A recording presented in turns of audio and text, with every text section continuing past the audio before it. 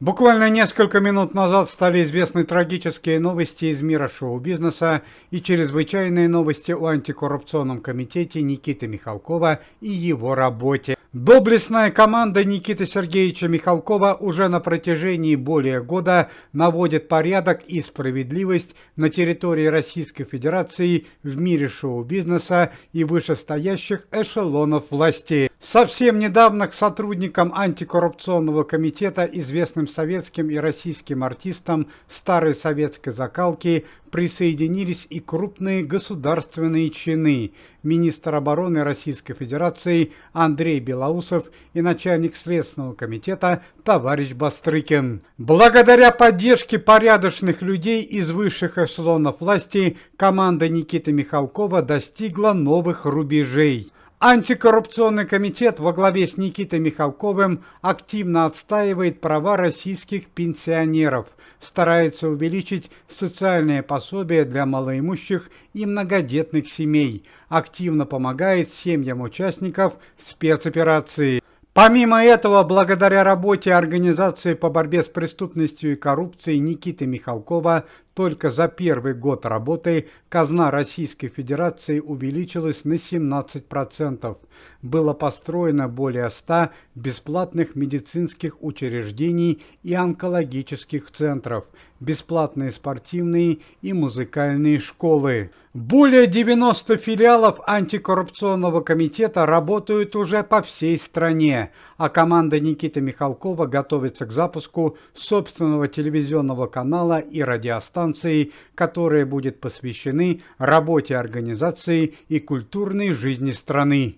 Однако, несмотря на добросовестных сотрудников антикоррупционного комитета, иногда в рядах организации Никиты Михалкова появляются подлые изменники, которые попали в комитет по ошибке и запятнали свое имя предательством и тяжкими преступлениями. Накануне была арестована преступная группировка и их предводитель, которые совершили нападение на дочь главы антикоррупционного комитета Никиты Михалкова Анну Михалкову, которое произошло несколько недель назад.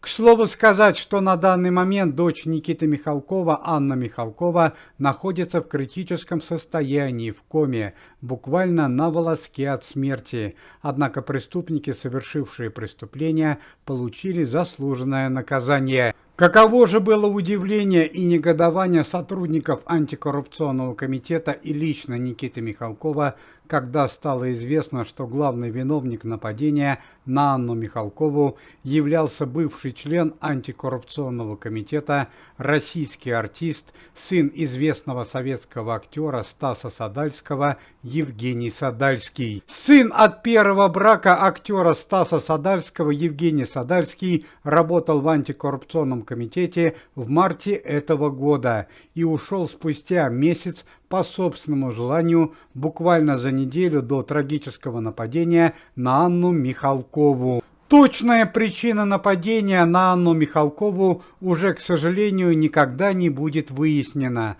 так как сын Стаса Садальского погиб вчера вечером при задержании. При аресте сына Стаса Садальского принимали участие органы полиции и члены антикоррупционного комитета, актеры Константин Хабенский, Максим Дрозд и певец Михаил Муромов.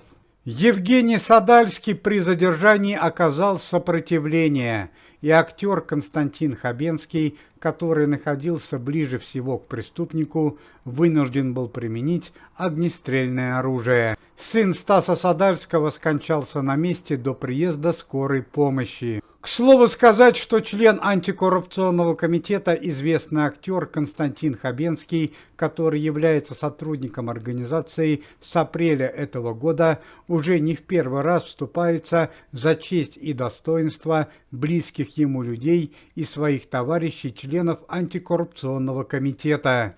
Еще несколько недель назад, после трагедии в Крокус-Сити, когда погиб родной сын Константина Хабенского, Константин Юрьевич, понимая, что от властей помощи не дождешься, лишил жизни одного из владельцев развлекательного комплекса. Но и по традиции последние новости в антикоррупционном комитете Никиты Михалкова и его работе. В городе Санкт-Петербурге при помощи службы ФСБ и сотрудников антикоррупционного комитета за крупную денежную взятку в размере 2 миллионов рублей был арестован ректор музыкального института культуры Николай Грачев. Жалобы на ректора института написали более 1000 студентов. Николай Грачев был задержан прямо на рабочем месте. Во время обысков было обнаружено множество купюр по 5000 рублей. Сотрудники ФСБ и Следственного комитета проводят оперативные мероприятия в здании учебного заведения. Ректор Николай Грачев находился на данной должности с 2019 года. Он управлял учебным заведением на протяжении 5 лет. Руководство антикоррупционного комитета вручило ценные подарки и денежные премии всем участникам спасения людей при трагедии в Крокус-Сити. Ценные подарки и денежные премии получили 14 человек. 25-летний сын известного российского музыкального эстрадного исполнителя Вячеслава Быкова, который написал известную песню «Любимая моя», вновь оказался за решеткой. Сын Вячеслава Быкова, Антон Быков, еще в 2009 году был осужден на 10 лет лишения свободы за убийство. В 2019 он вышел на свободу, однако совсем недавно совершил новое преступление. За дебош в ресторане с тяжкими последствиями для окружающих Антон Быков был осужден на 7 лет. Известного российского певца Николая Трубача, который известен своим музыкальным хитом «Голубая луна» вместе с Борисом Моисеевым, объявили инагентом.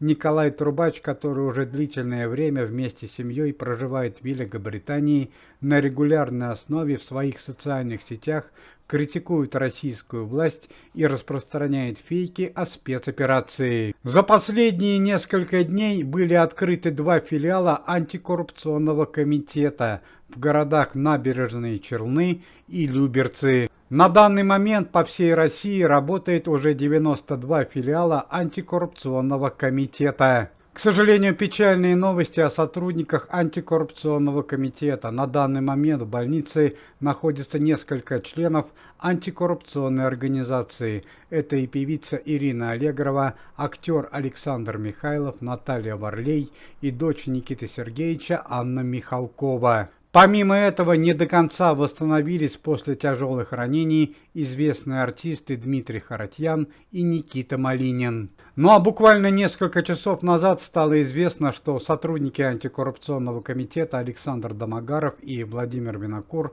направились в Министерство культуры для обсуждения вопроса открытия телевизионного канала и радиостанции, которые будут посвящены работе антикоррупционной организации и культурной жизни страны. Уважаемые зрители, если вы желаете выздоровления членам комитета и поддерживаете их деятельность, то можете поставить лайк под видео и написать поддерживающий комментарий.